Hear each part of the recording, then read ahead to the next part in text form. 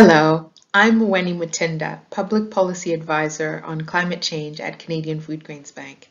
I'm pleased to share with you about a recent program in East Africa that, against multiple odds, like droughts, floods, fall armyworm, locusts, and most recently COVID-19, achieved incredible results, specifically influencing and creating room to advance the conservation agriculture agenda in Ethiopia, with the Ethiopian government in the lead.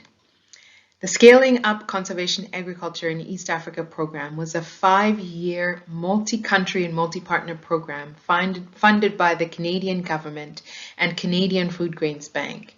The program ran from April 2015 to December 2020 with an end-line evaluation report in January 2021.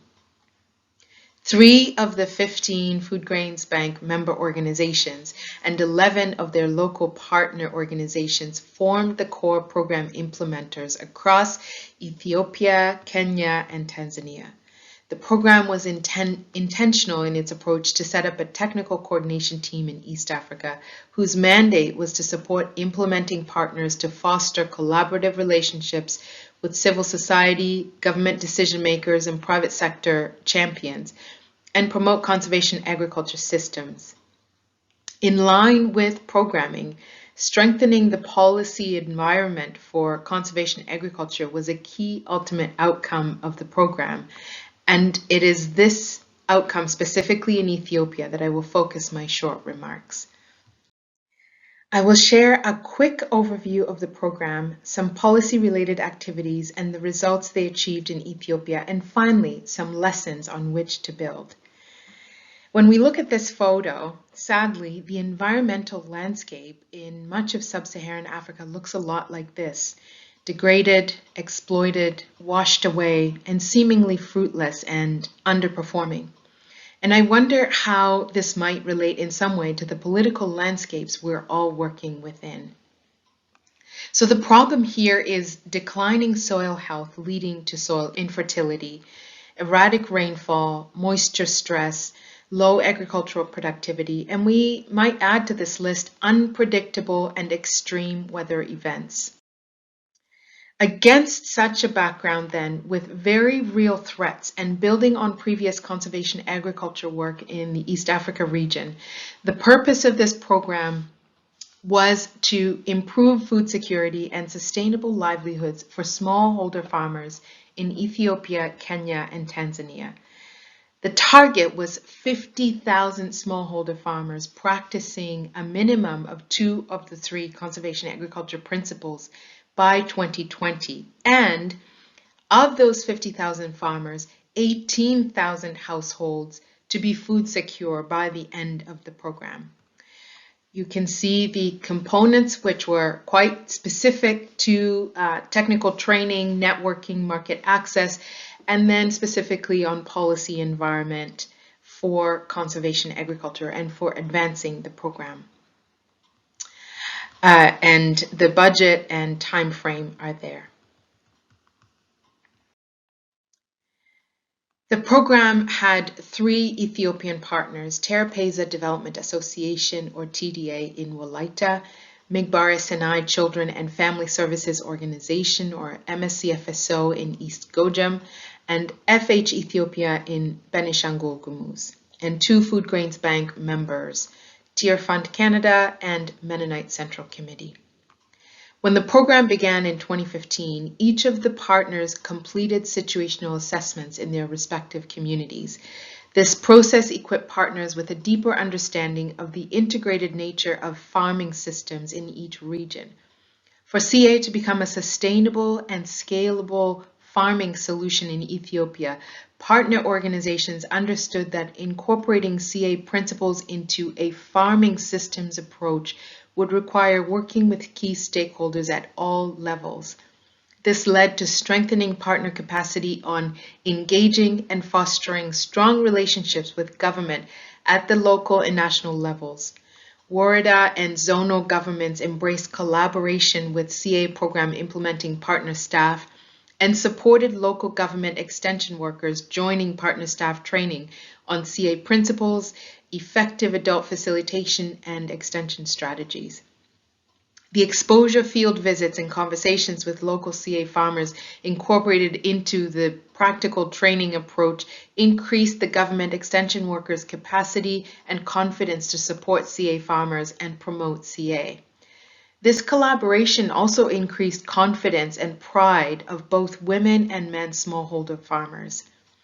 In all program areas, agricultural demonstration centers run by WARDA governments have now become places where farmers come together to experiment with CA. Here are some of the policy activities that we undertook through the CA program.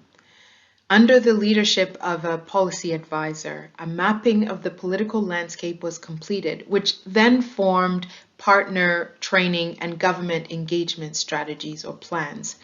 And these had to be targeted, right message, right audience, right language, right time, and linked to their agenda to ensure maximum results. Partners were trained on developing a CA message and the best ways to provide evidence to the government on the importance of CA, local demonstration, and being able to communicate that to decision makers as to why they should support it and why they should care about it. By and large, everything begins with relationship. Building and fostering good working relationships through informal and formal meetings, program site visits, learning events for mutual benefit, sharing information and positioning the program and partners to provide content in clear, easily accessible ways made a huge difference. It took years and it takes years. The intensity of policy advocacy training of farmers, program staff, government staff, researchers, and others prepared the necessary groundwork for these results, including ability to engage and host high-profile field visits to CA programming sites, meetings, and events, and then finally, producing CA champions within both local and national governments who embraced CA and were willing to take on the CA agenda. The program has realized multiple results which demonstrate opportunities for scale on multiple levels. At the core of policy successes were relationships and networks based on trust, open and transparent communication, and spirit of collaboration, strengthened capacity to manage programming, tracking, and reporting of all farmer experimentations and innovations, and commitment to joint learning and sharing of information and experiences. We worked together toward a common goal and surpassed it against multiple odds to the point where this intentional and inclusive way of working opened doors to affect policy in concrete ways.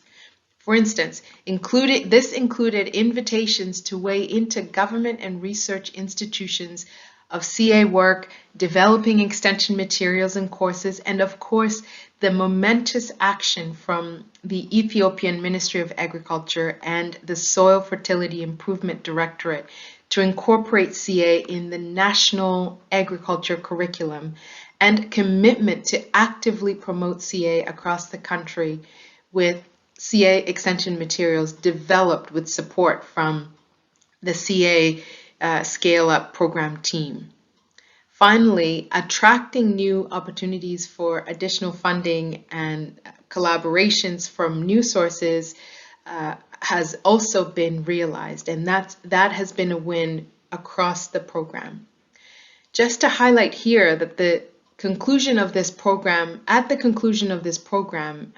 in 2020, CA champion farmers armed with advocacy skills had the ear of the State Minister for Natural Resources and Food Security, with whom they shared their practical journey for how CA and good agronomy rehabilitated wastelands into useful farmlands, reduced labor, improved soil fertility, increased yields, diversified crops, incomes, and built resilience among farmers. The state minister in his speech emphasized that CA remained a priority for the Ministry of Agriculture because of its role to reduce soil degradation, improve water management and soil fertility, and enhance the economy. To be effective in policy engagement and advocacy work, we must understand our own message, what the gaps are, who has the power to change, and what they need to know to do so. Understanding how change at a systems level happens and what we can do to influence that change is central to the success of advocacy work for policy change. How we communicate, what we communicate, and to whom matters. In addition, developing and maintaining strategic partnerships is key to creating and sustaining community-led, community-owned support systems that rebuild resilient agriculture systems beyond crop production. Partner organizations developed and strengthened partnerships at the local, regional, and national level. In each country, government relationships featured prominently in each of these levels, including with ministries of agriculture, women's affairs, livestock, finance, and other social services. At the local and regional levels, connections with microfinance institutions, universities, and research centers were key to fostering an enabling environment for farmers to continue scaling CA on their farms. These partnerships are supporting CA farmers in the areas of marketing, government extension support, reliable access to quality inputs, education of extension workers, access to credit, and other financial resources. National level networks helped advance the policy gains achieved through the program.